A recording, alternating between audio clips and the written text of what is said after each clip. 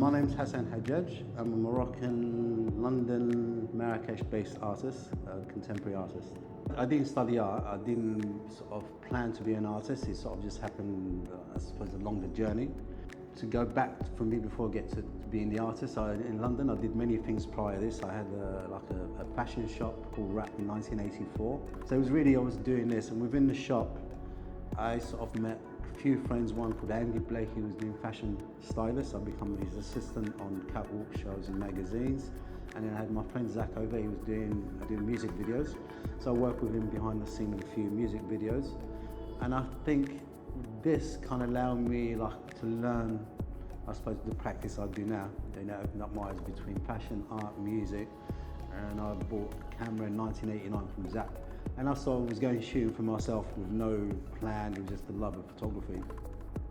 And as I was doing this, I didn't realise I was adding other layers to my photography, i.e. going buying fabric and designing outfits for the sitter and taking pictures and then create this, this kind of thing, I suppose the vibe I'm doing in my work now. So really that was my university. I always call that was my schooling, learning these aspects. That really comes out in my work.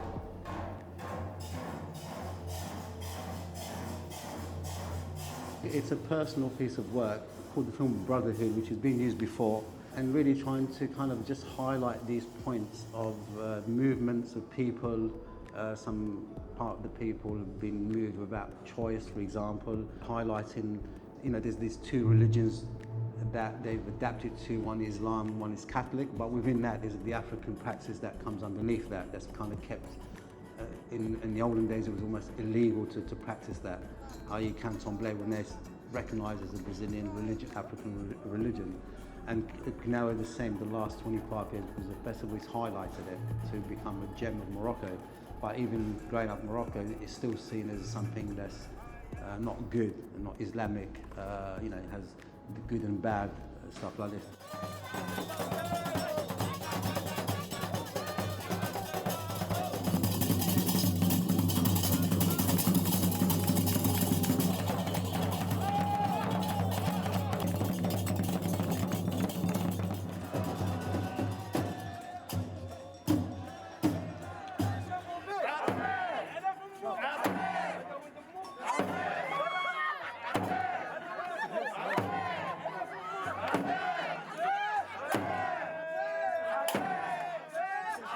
So I mean, really, with all this, and because I think I was within this and practicing capoeira and stuff, it was hard for me to try and explain to people, because each layer is, even with me, unless you grow up with it and you're initiated with it or growing up with a family that's inside this, it's very hard to really explain into the meaning of Gnawa Capoeira to a certain degree. I've just learned along the way, and what I've learned, I try to put them together from how I'm seeing it from my point of view, in a sense.